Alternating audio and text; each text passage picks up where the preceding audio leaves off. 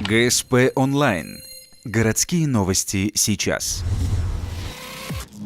Воскресенье, 17:10. В спорткомплексе «Нефтяник» открытый ринг. Представители 5 клубов из Ухты, Водного и Сосногорска меряются силами. Участвуют 38 бойцов с разным уровнем подготовки. Здесь и кандидаты в мастера спорта, и те, кто занимается всего 2 месяца. Поэтому судьи поделили бойцов на пары, учитывая не только возраст и вес, но и спортивный стаж.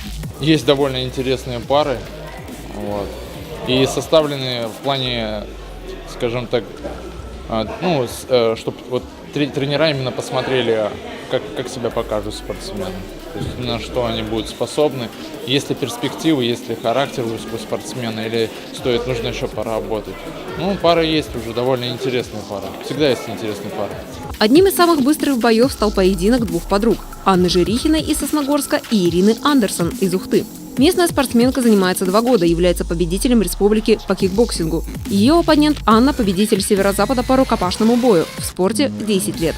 За 32 секунды чистого времени техническим нокаутом победу одерживает Анна Жерихина.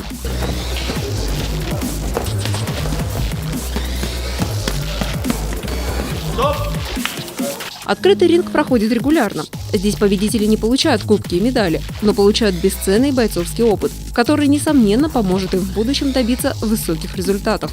И мы еще не раз увидим ухтинских бойцов на высших ступенях пьедесталов республиканских, а возможно и российских турниров.